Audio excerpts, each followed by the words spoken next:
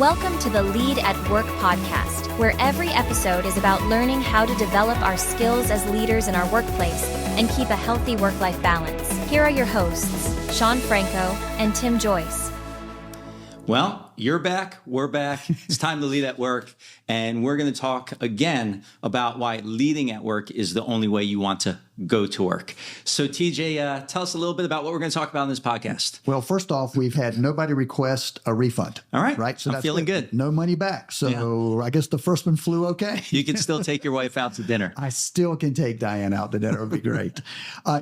We talked last time, we broached it just a little bit, high level, but what is leadership?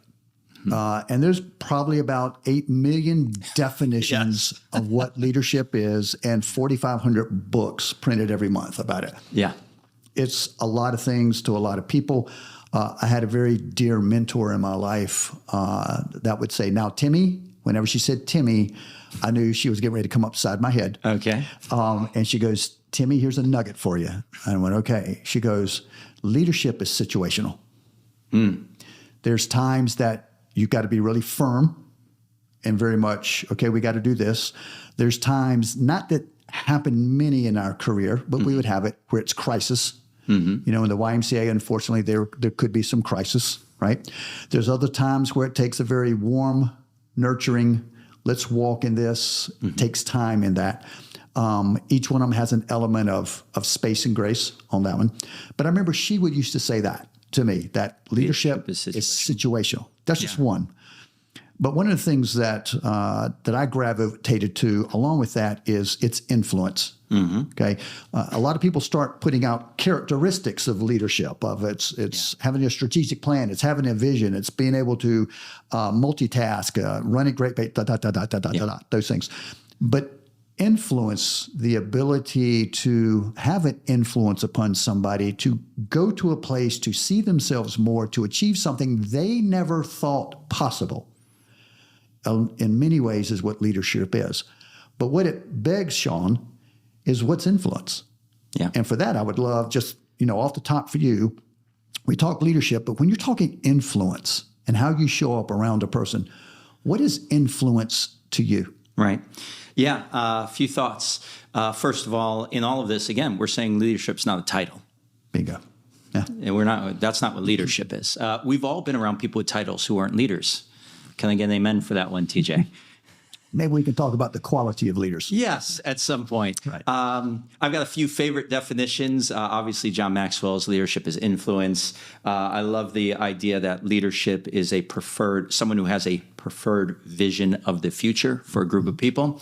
And honestly, in a lot of ways, I love the definition leaders are people who go first. Just plain and simple. That's why you're there. You're the one going first. And you're willing. There's another great definition I just read the other day, said leaders are people who make mistakes. Because why? You're going first. It's not like anybody's done it before.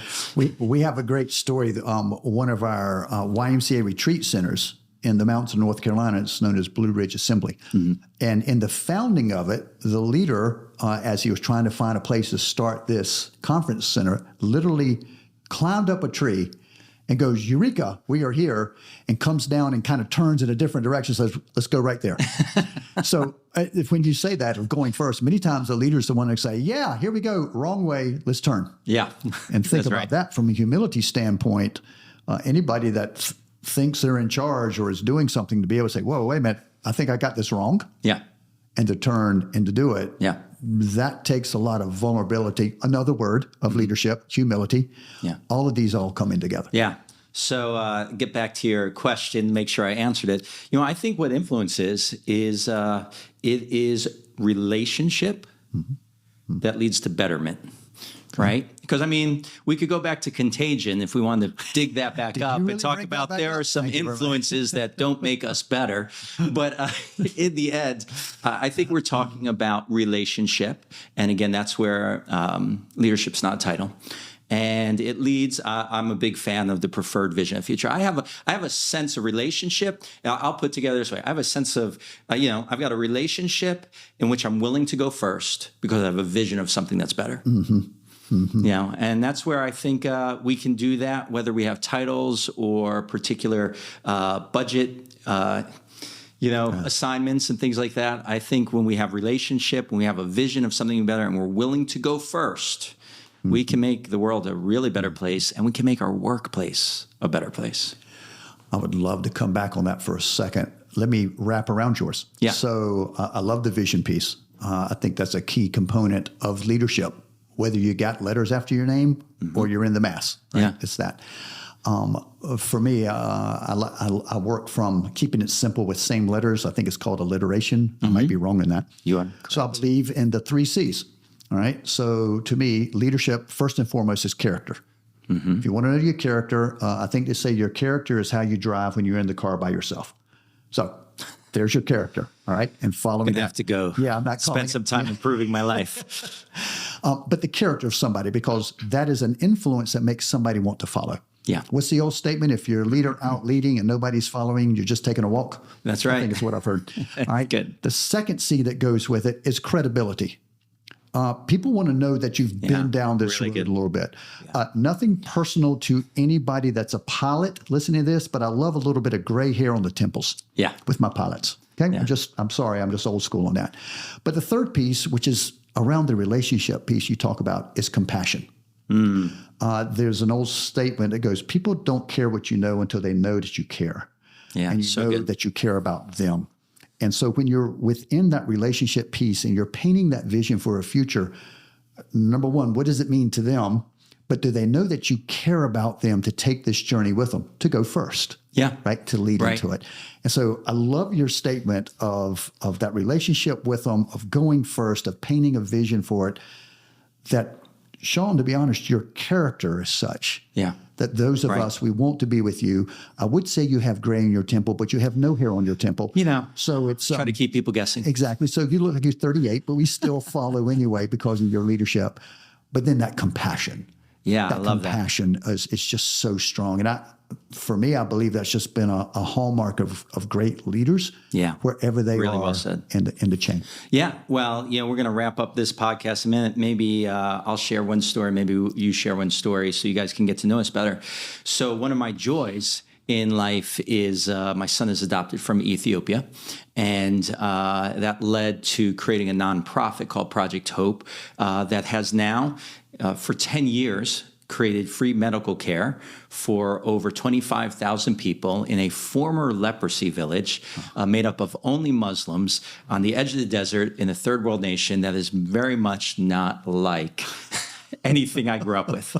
And because I had some compassion and I had the joy of falling in love with the people, the culture, and just what the whole nation was about, I had this vision. After we adopted my son when he was 2.5, I just thought, there are a lot of other kids that are 2.5 in Ethiopia. And because my son's now with me in America, he's going to get all the medical care he wants. But just because I'm in America and they're in Ethiopia, why shouldn't that dad be able to take care of his kid as much as I could take care of mine? And when we went, I'll save some of the stories for a later podcast, but I got a vision of how to do that. And we just celebrated 10 years. And, I'm a Christian pastor. My best friend in this all-Muslim village is the Muslim chief. And we live in very different worlds, but we're good friends. We don't speak the same language. We don't have the same color skin. We don't go to worship the same way. I could just make a list of all the ways we're different. And I had not been there for about 3 years personally. The work continued, but because of COVID, that contagion that was plaguing the planet, TJ. Not gonna let me go. I'm not really gonna let you go on that. And I got back this last summer, and when I was with them, Ilyas found me. He found out I was here, and he drove his motorcycle over, and we sat in the clinic and we talked. And he said, Shawn, he said, there are a lot of people who have made a lot of promises to us, and a lot of people who had a lot of power and a lot of money. But he said, Shawn, you and your church and your people, they said that you said you'd come in hope, and for 10 years, you showed up. And that was such a big compliment because in my time there, I always go there, I'm not trained in international relief structures. I'm not a doctor. I don't have a medical background. But there was just literally, it was just, I built a relationship. I was willing to go first, and I had a vision of something that should be done. That's pretty much all I had. Mm-hmm. And when he said that, there's so many times I've thought, shouldn't someone way more important than me be in this place doing this? And the answer is, if you got relationship and you're willing to go first, you got a vision, then it is you. And, so you take the comments I had. Yeah. Your character was that of dependable. Mm-hmm. Your character was your word, by the grace of God. Yeah. Your word was your bond. Yeah. Your compassion with relationship of your heart of service was off the chart. You had no credibility.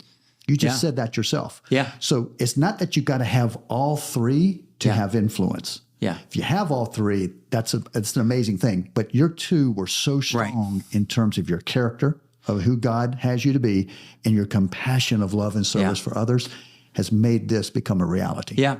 And I would say the credibility has gotten stronger and stronger the longer I've gone. Yeah. Now 10 years on, I've been there, this city of over 500,000 people. I've been through 4 administration changes. Oh, wow. And now they know who I am because, you're the guy who's done this and has kept coming. Wow. And so that's your credibility. I do want to say, obviously, there's not one of us in this room. If one of the definitions of leadership is leaders make mistakes, right? And that doesn't mean our credibility is spotless. Maybe that ought to be our next podcast. There's some mistakes that we're building a list of podcasts. It's getting real long, as this podcast is right now. So we're going to have to wrap cut up. it. But I do want to encourage you.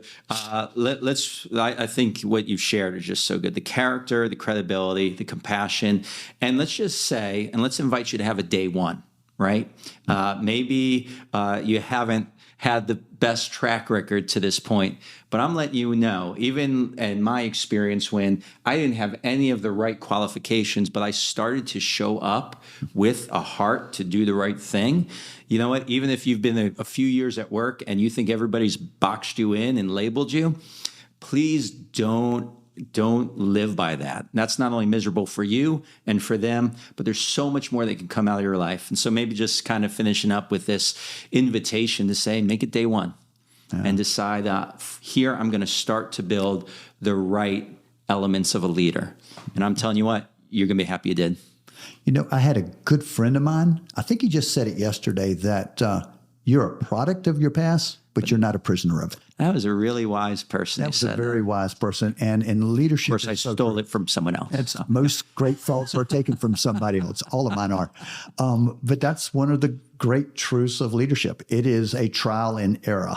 And with grace and mercy of those around, extended, it's received. It's amazing how one grows. And it's all about growth. Yeah. So you're watching this podcast because there's something in your heart. And obviously, I believe something God wants to do in you to make the world a better place, starting at your workplace. So we're going to wrap up this one, TJ. Tell us the 3 C's one more time. That would be character, credibility, and compassion is what defines, in my world, influence, which is leadership. I'm not going to also mention that contagion starts with a C as well. It does. Okay. Thank you, Shawn. Thank you. Hey, if you haven't already, please subscribe. We're excited that you're with us, and let's make leading at work the only way you go to work.